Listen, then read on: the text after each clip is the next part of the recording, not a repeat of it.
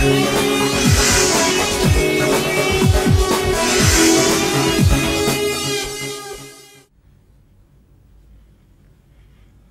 Morning. Undavalli constructions సమర్పిస్తున్న business breakfast షోకి స్వాగతం. ఏషియన్ మార్కెట్స్ లో ఈ ఉదయం కొంత ఫ్లాట్ ట్రేడింగ్ ధోరణి కనిపిస్తుంది. సెక్స్ నిఫ్టీ ఇన్ఫాక్ట్ స్వల్ప నష్టాలతో ట్రేడ్ అవుతుంది.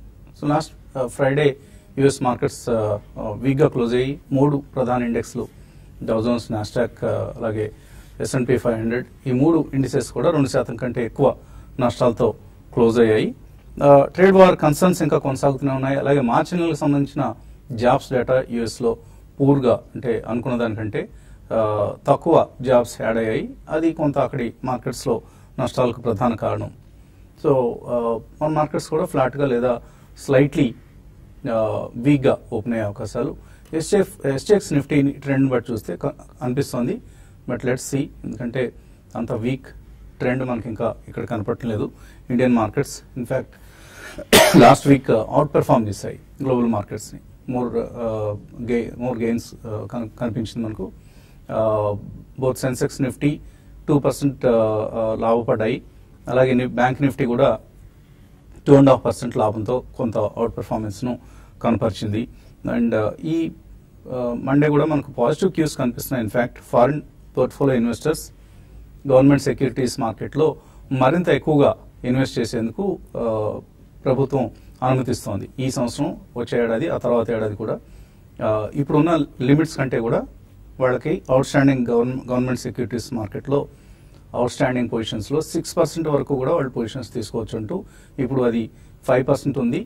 దీన్ని నెక్స్ట్ ఇయర్ నుంచి 6% చేస్తున్నారు. ఈ ఇయర్ కూడా 5.5%, అంటే మరొక 60,000 కోట్ల రూపాయల వరకు వాళ్ళు ఇండియన్ గవర్నమెంట్ బాండ్స్ మార్కెట్లో ఇన్వెస్ట్ చేయొచ్చు. సో అది ఒక మంచి positive development for the markets. Liquidity మరింతగా ఇంప్రూవ్ అవుతుంది. అలాగే బ్యాంకింగ్ స్టాక్స్ ఇవాళ ట్రేడింగ్ లో బాండ్ yields ఆల్రెడీ బాగా తగ్గడం చూస్తున్నాం.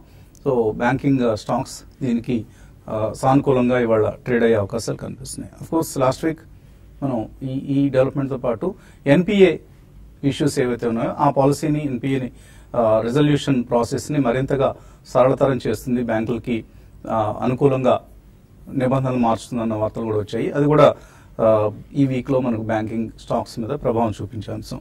దీనికి తోడు మిడ్ క్యాప్స్ అవుట్ పెర్ఫార్మెన్స్ అనేది మనం లాస్ట్ వీక్ గమనించాం.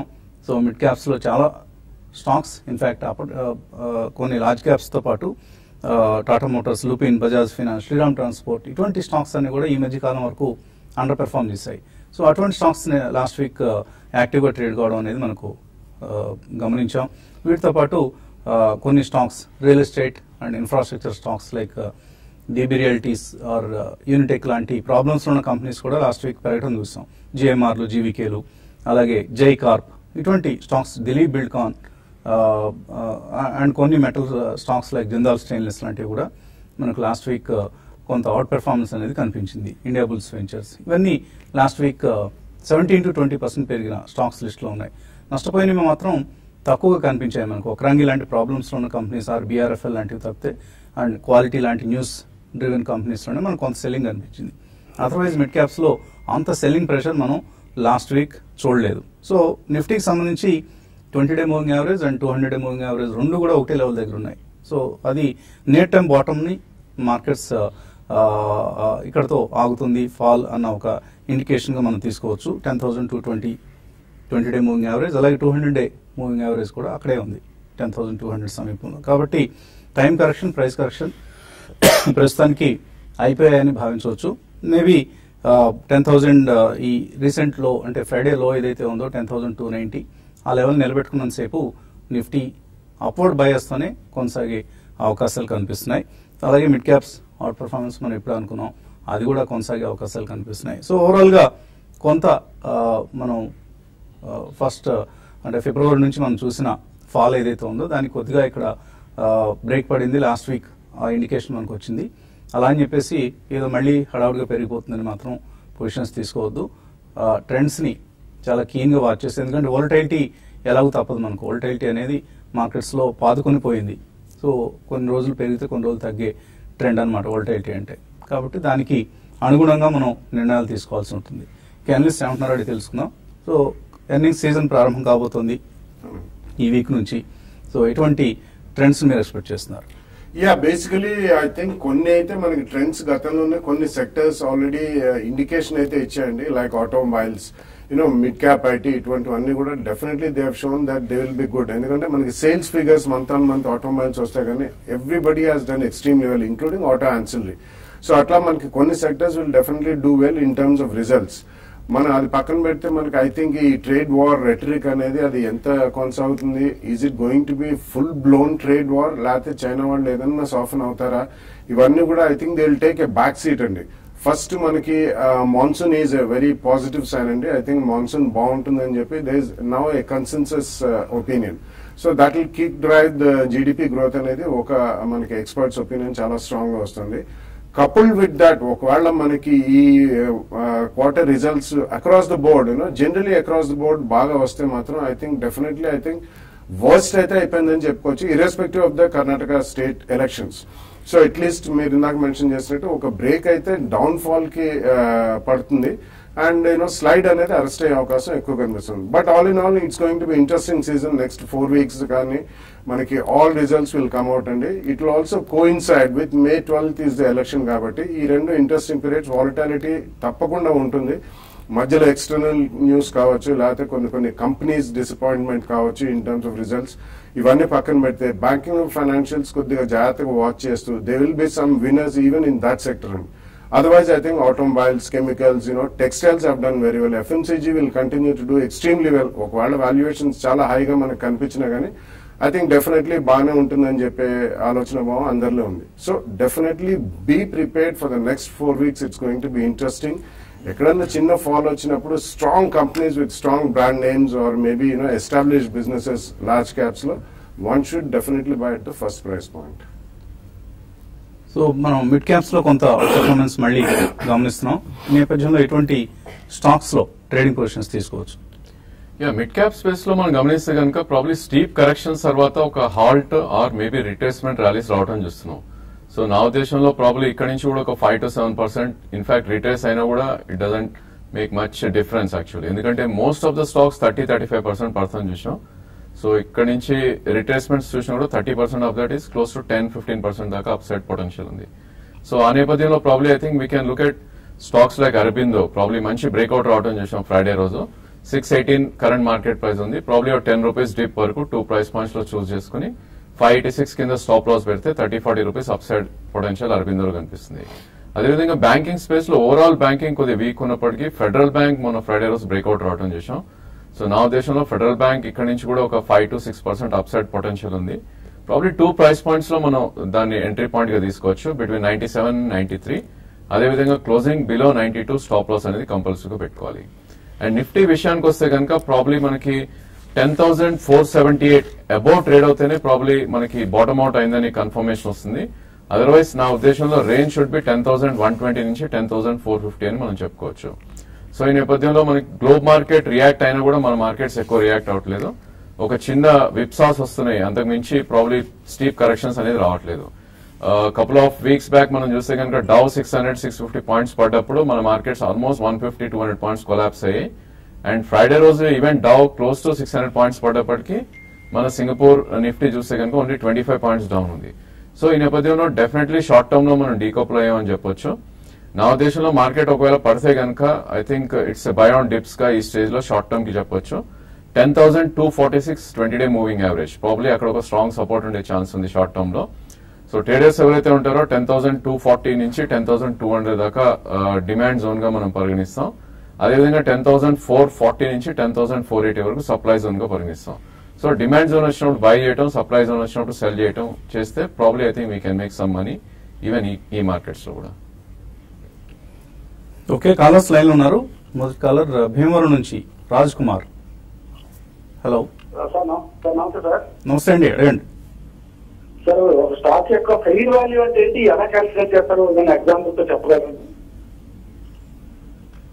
ఫెయిర్ వాల్యూని ఎలా క్యాల్కులేట్ చేస్తారు? No, it's a very complex subject అండి. ఫెయిర్ వాల్యూ అంటే there are different methodologies, అంటే వాల్యుయేషన్ మెథడాలజీస్ ఒక్కొక్క సెక్టర్ కి వేరే ఉంటాయి, ఒక్కొక్క కంపెనీ విత్ ఇన్ సెక్టర్ కూడా డెఫినెట్లీ పారామీటర్స్ చేంజ్ అవుతాయి. సో కాబట్టి it's very difficult to say what is a fair value అనొచ్చు, ఇంట్రిన్సిక్ వాల్యూ అనొచ్చు. So depending on the sector, utilities కి వేరే ఉంటాయండి, మ్యానుఫ్యాక్చరింగ్ వేరే ఉంటుంది, ఫైనాన్షియల్స్ కి వేరే ఉంటుంది.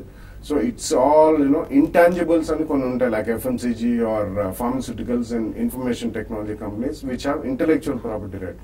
So it's difficult and it's a whole lot of a subject, so you have to just go by the reasonably good value. తర్వాత కాలర్ శ్రీనివాస్ బెంగళూరు నుంచి. Hello good morning sir. Good morning అండి. అడగండి sir. 2 stocks అండి. ఒకటేమో బాగా గారు last దీపావళికి Lakshmi machine work suggest చేశారు, అప్పుడు తీసుకుందాం అనుకున్నాం కానీ అది కొంచెం కరెక్షన్ కోసం వెయిట్ చేసాము, బట్ అది ఇప్పుడు బాగా పెరిగింది. ఇది ఇప్పుడు కూడా తీసుకోవచ్చా లాంగ్ టర్మ్ లో అండి? ఇంకోటి ఏంటంటే BLS ఇంటర్నేషనల్ అని ఒక డిఫరెంట్ కంపెనీ అండి, కొంచెం అనలైజ్ చేసాం కానీ మీ వ్యూ కావాలి సార్ దానికి. ఏం కంపెనీ అది? BLS ఇంటర్నేషనల్, అది వీసా అవుట్ సోర్సింగ్ కంపెనీ అండి, వీసాలు అవుట్ సోర్స్ చేస్తుంది. Right right. సో లక్ష్మీ మిషనర్స్ తీసుకోవచ్చా ఇక్కడ? అలాగే BLS international services. Lakshmi machine works మనం రికమెండ్ చేసినప్పటి నుంచి ఇప్పటికి ఆల్మోస్ట్ క్లోజ్ టు డబుల్ అయిందండి. ఇట్ వాజ్ అరౌండ్ 4,000 to 4,500 మధ్యలో, 4,200 అలా ఉండింది. Now it's close to 8,000 rupees. So can we buy now? ఇటువంటి స్టాక్స్ ఎక్కువ రియాక్ట్ కావండి. They are almost like A monopoly companies. And textiles ఎప్పుడైతే బాగుంటాయో, లక్ష్మీ మిషన్ వర్క్స్ గతంలో కూడా they supply to almost 40 to 60 countries. So can we buy? ఇప్పుడు దాకా ఆగారు కాబట్టి కొనలేకపోయారు. Just wait till the results అండి. ఇన్ కేస్ ఏదైనా చిన్న చిన్న మధ్యలో కరెక్షన్స్ వస్తే ఈవెన్ బిఫోర్ ద రిజల్ట్ కొద్దిగా కొనుక్కుంటే వెళ్ళండి. There can be 5-7% corrections always. So BLS international is visa facilitation company అండి. They are already in tie up with almost about smaller countries చాలా ఉన్నాయి, ఈవెన్ బిగ్గర్ కంట్రీస్ కి they are doing a lot of work. కాబట్టి ఇందులో కొంచెం అంత consistency ఉండదండి. It's a decent company, అందులో డౌట్ లేదు. రీసెంట్ లో ఒక స్ప్లిట్ కూడా అయింది. So you can buy the stock also. అంటే వీసా ఫెసిలిటేషన్ ఫేస్ వాల్యూ చాలా ఎక్స్పెన్సివ్ కనిపిస్తుంది. అదే రీసెంట్లీ ఫైనాన్షియల్స్ అయితే ఏమాత్రం అంటే లేవు. కరెక్ట్. అందుకనే ఇవన్నీ కూడా రీసెంట్లీ వాళ్ళు ఒక 2-3 కంట్రీస్ తో టైఅప్ అయ్యారండి. కాబట్టి ఇటువంటి వాటిలో లంపీగా ఉంటే రిజల్ట్స్ కన్సిస్టెన్సీ ఉండదు. కాబట్టి అండ్ కొద్దిగా ట్రేడింగ్ యాంగిల్ కూడా ఎక్కువే ఉంది. కంపెనీ పరంగా డీసెంట్ కంపెనీ, మేనేజ్మెంట్ కూడా బాగానే ఉంటుంది. కాబట్టి ఇట్స్ అన్ ఎక్స్క్లూజివ్ కంపెనీ. అది కూడా visa facilitation services across all countries చేస్తారు. సో కొద్దిగా వెయిట్ చేయండి. వెయిట్ చేసి పోస్ట్ రిజల్ట్స్ వాళ్ళు కామెంటరీ కూడా ఇస్తారు, the new tie ups with different countries and how they are scaling up the business. దాని తర్వాత we can take a fresh call. సమో ఒకరాంగి గుర్తొస్తుంది చూస్తుంటే. I don't know whether that comparison is purely a visa facilitation company. ఎందుకంటే ఇంత తక్కువ financials మీద 24 crores was their turnover last year. ఇప్పుడు కూడా ఒక 10 కోట్లు చేస్తున్నారు క్వార్టర్ కి. రెవెన్యూస్ వైజ్ చూస్తే నెట్ ప్రాఫిట్స్ ఆర్ అంతకుముందు క్వార్టర్ లో 5 crores వస్తే profit on 9 crore turnover. Last quarter 10 crores revenue మీద 1.4 crores was their net profit. So I don't know ఎందుకు, మేబీ కొంత ఫ్యాన్సీ ఉన్నట్లుగా ఉంది. ఒక స్ట్రాంగ్ ట్రేడింగ్ కూడా జరిగిందండి. స్ట్రాంగ్ ఫ్యాక్టర్ ఏంటంటే ప్రమోటర్ స్టేక్ ఎక్కువ ఉంది, 75% వరకు ఉంది. అదర్వైజ్ ఫైనాన్షియల్స్ మాత్రం అంత గొప్పగా లేవు. 1 రూపీ షేర్ 140 అంటే 10 రూపీస్ షేర్ 1,400 రూపీస్ ట్రేడ్ అవుతున్నట్లు లెక్క. కొద్దిగా ఎక్కువ క్వాంటిటీస్ తీసుకోకుండా మేబీ యూ కెన్ స్పెక్యులేట్ అనిపిస్తుంది. ఒకరాని కూడా ఇలాగే ఇటువంటి బ్యాక్గ్రౌండ్ తోనే పెరగటం అనేది చూసాం. అందువల్ల జాగ్రత్తగా ఉండాలని కొన్ని స్టాక్స్ ని తీసుకున్నాం. బ్రేక్ తీసుకున్నాం. బ్రేక్ తర్వాత మరిన్ని కాల్స్, మెయిల్స్ తీసుకున్నాం.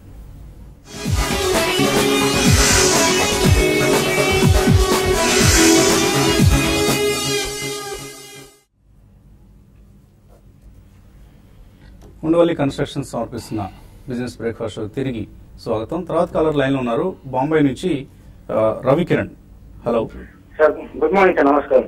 నమస్కారం అండి, చెప్పండి సార్. మీకు చాలా థ్యాంక్ యూ, చాలా యూస్ఫుల్ గా ఉంది ప్రోగ్రామ్ అందరికి. థ్యాంక్ యూ అండి. సార్ నాకు PFC, REC and Panasonic carbon 15% loss లో ఉన్నాను. ఈ టైంలో యావరేజ్ చేయొచ్చా? PFC, REC, Panasonic carbon. Panasonic carbon okay అని కూడా లాస్ట్ లోనే ఉన్నారు. 15% యావరేజ్ చేసుకోవచ్చా ఇక్కడ? యావరేజ్ అయితే వద్దండి, ఎందుకంటే మోస్ట్ ఆఫ్ ద స్టాక్స్ మీరు చెప్పిన మూడు కూడా REC, PFC and Panasonic Carbon కూడా below 200-day moving average trade అవుతుంది. In fact REC and PFC rise on sell on rise గానే మనం చెప్తాం ఈ స్టేజ్ లో, ఎందుకంటే most of the PSU space కూడా అండర్ పర్ఫార్మ్ చేస్తుంది అండ్ ఈ స్టాక్స్ కూడా లాస్ట్ కపుల్ ఆఫ్ ఇయర్స్ గా అండర్ పర్ఫార్మ్ చేస్తుంది. సో ఈ మూడు మీరు తీసుకున్న స్టాక్స్ కూడా కొద్దిగా వీక్ ట్రెండ్ లో ఉన్నాయి కాబట్టి యావరేజ్ అయితే డెఫినెట్ చేయొద్దు.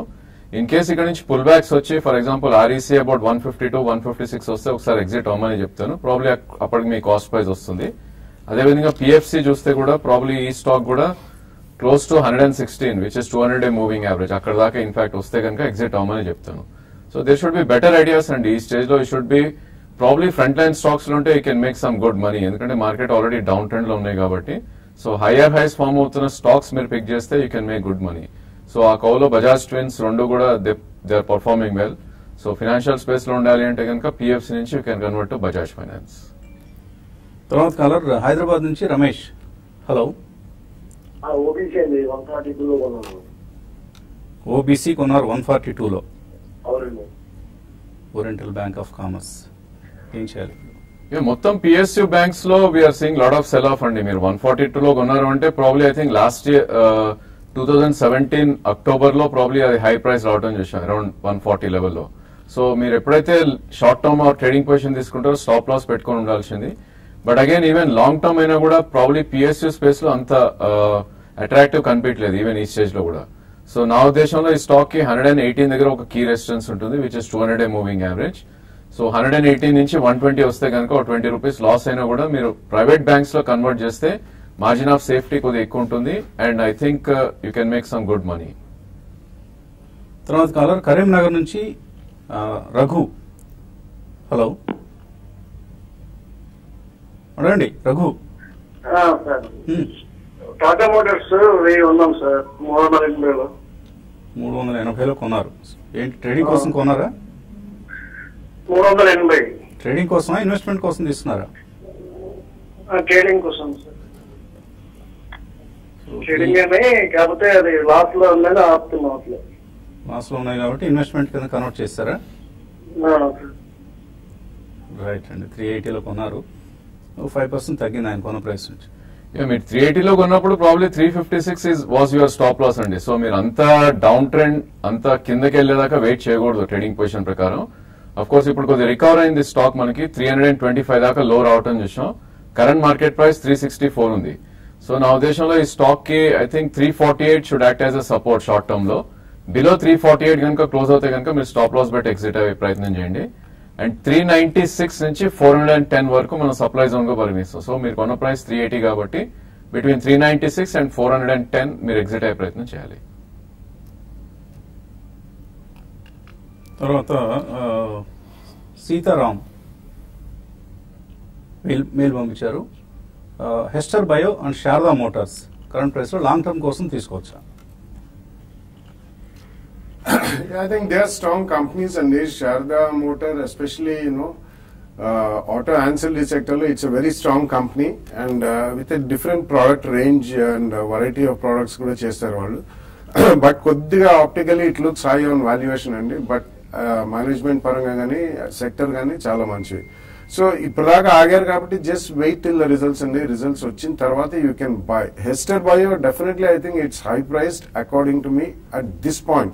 కానీ వాళ్ళు ఈ వెటర్నరీ రంగంలో ఉన్నారండి. Especially large animal vaccines and poultry vaccines లో they one of the strongest players in India.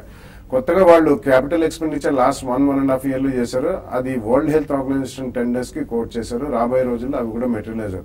So కొద్దిగా ఆగండి, కరెక్షన్స్ లో definitely you can even buy Hester buy, ఎందుకంటే it's also very exclusive company in to veterinary and vaccines.